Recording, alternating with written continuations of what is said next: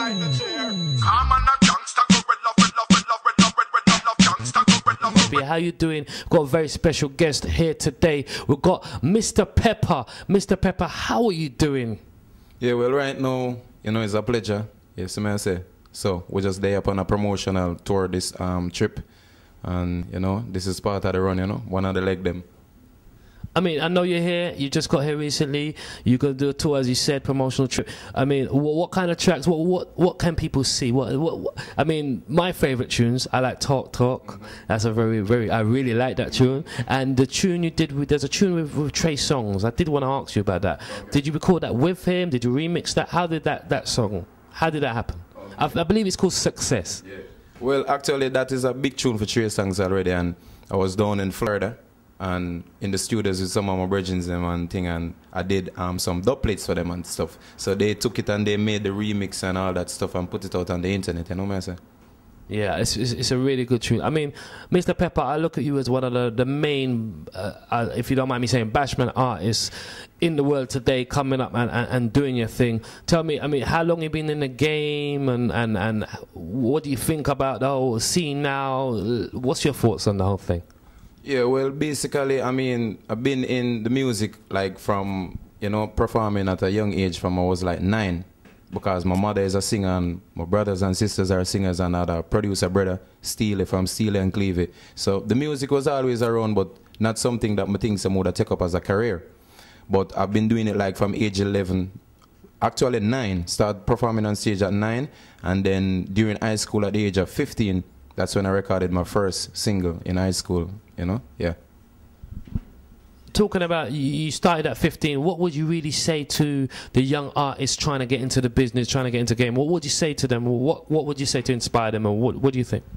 Yeah, well, basically, to a young artist coming up, I mean, it is like anything else where you have to have love and dedication. And if you have a true talent, you have to really know if you have the talent for it. You know what I say? And don't fool yourself about it. You know what I say? And then, basically, a team is always something that is always necessary. You have to have a management or a road manager or a producer or an in-house team that you can always know you're affiliating with, you know what I say? So as a young artist coming up, you just have to keep your style fresh, you know, see what out there in the market, you know what I say, evaluate yourself based off of where you say I go on and try to come with something different, but something that still can fit in and stand out at the same time, you know what I say? And originality can't go on originality. And also, I know you're an artist. You've done a lot of collaborations in your time with other artists. I mean, if you want, could you name a few? And who's been your favorite collaboration? Who's your favorite person you've ever worked with? Okay, well, I've done collaborations with like Tony Curtis, Tony Mataran, you know what I say, Christopher, a singer from New York. I've done tracks with international artists, Tony Hood, also. I mean, it's too much. Yeah, you know what I say, but what would you really say? Well, Trey Songz, it's a remix, and you know, a lot of remixes that we see out there on BET or MTV, actually, they never done them in the studio together. It's just a next artist here, a next artist work, and just do it, and the company like it. So it was one of them situations that we would do and submit it to the company, so who to tell, you know what I say? But, I mean, one of my favorite combination is with this singer from Florida called Tony Hood. And it's a song called Keep You Around, you know what I say? So that was like one of my favorite time doing music, both traveling to the place and making the lyrics and recording it and listening after. Everything was just a rush. You know what I say? It was a high adrenaline rush the whole time, from even meeting the youth to going into the studio to finishing and listening. Everything was good. So that is definitely one of my favorite. Keep You Around, check it out on YouTube. Mr. Peppa, Tony Hood. That's better! I mean, and I know you've done a lot of stuff in America. You've been to America, and how many times have you been to the UK? Is this your first time? Have you been here before? I mean, let the people know. Well, this is my second time in the UK. I've been here 2008. Me and Anthony be in Europe on a 5-day tour. So that was the last time. And do you like the UK? How do the audience, how do the people take to you? I mean, what is it like for you? Yeah, well, it's always, I mean, excitement, you feel appreciated, because you know, say, all right, you're there in Jamaica, which is miles or hours away from the UK, and people from this part of the world can appreciate your music and want to see you. So it's always a good feeling to be traveling from so far, and people coming out and seeing you and wanting to, you know, I say, meet you and be a part of your whole history as an artist, you know what I say? So, I mean, I always enjoy the UK because we have a high population of Jamaican people residing here and stuff. So you always feel a little bit a Jamaican feel at home, same way you have the food and the people and the language, and you know, you can just be yourself. But at the same time, you know, you have to know, say, you're an ambassador for the music, and you reach people where it's not, you know, in your regular circles of music every day. So you also appreciate that, and it always feels good to introduce people, new people to my music, you know. I mean, and in Jamaica now, I know you're doing big things over there. I mean, have you done shows recently over there? What when you go back to Jamaica, have you got anything lined up?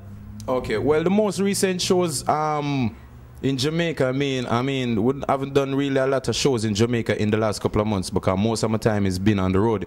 I've been in America for 2 months, from August till October till November, and then we leave America in November, and I went to France and did some show over there, and in French Guyana and Suriname, and you know, go back to Jamaica. And now I'm in the UK. When we leave the UK, I got France back on a tour, me and Norrisman, hopefully, you know, I say everything is in the pipeline now. And then January, February, you know, is Japan. So I mean, I don't do really a lot of shows in Jamaica like that, but we do shows in Jamaica, but it's mostly on the road because I never just accept him as an international artist, you know what I say? Yeah. And also, as an international artist, I mean, where's your most favorite country you've performed? And you don't have to be biased and say England because you're here. I mean, what has been the place that has really taken you and you thought, yes, I love this? All right then. Well, somewhere that stand out the most would be like Costa Rica. I went to tour in Costa Rica, you know, South America side, me and War 21, and to be touring somewhere that is just mainly Spanish is the language, and they're singing your song, but they can't talk to you in English, but they can sing a song in English. You know, that was really like a real standout moment in my career. You know, singing for people that don't really speak a language yet they can relate to your music. You know, yeah. And I totally understand that, because I honestly believe that reggae artists are ambassadors, because, you know, you can go to Japan and they will know your music. You can go to Afghanistan, they would know your music. I mean, I myself, I went to Egypt, and with my dreadlocks, they were like, Bob Marley, Bob Marley. And I was surprised. In Egypt, they know Bob Marley. But you forget how big reggae is in the world. And I think yourself and other artists, you're ambassadors, and I think it's a great thing what you're doing, and you should keep it up. Do you want to let us know about what you're going to be doing in the UK? I know you've got a tour coming up. Where you're going to be? Where can people see you? Well, I mean, I'm going to be here for like 3 weeks. So I already missed 2 of the shows already because of, you know, I said flight situations, and I was in France and, you know, getting back the visa in time and stuff. But coming up, we have Luton on the 17th, and we also have Bradford and Birmingham and Bristol.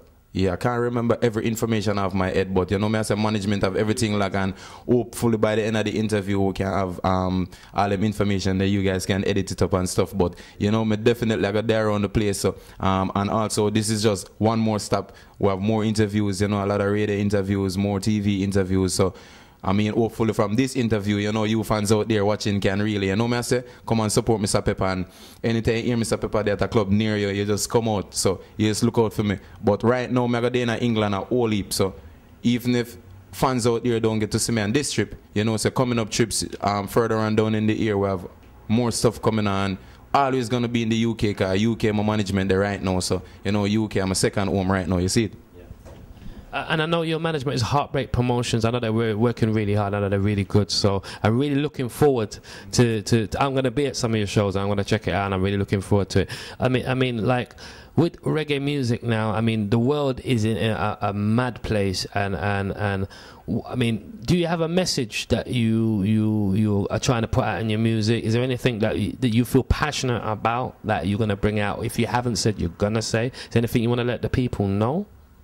Yeah, well, my music is mostly, I try to make my music be as much of an inspiration and a motivation as much as possible. So whether it's telling somebody to love your brother or love your sister, or whether it's get up off your ass and go and do some work and get some money, you know me I say, or try and sing songs that people can maybe laugh and enjoy themselves, you know. So it's different range of music, you know, but general messages, you know me I say, love and prosperity. Glorious and victorious. Tell this, we want it. Money in the cars in the clothes. Yeah, I should know. The hoes, I suppose.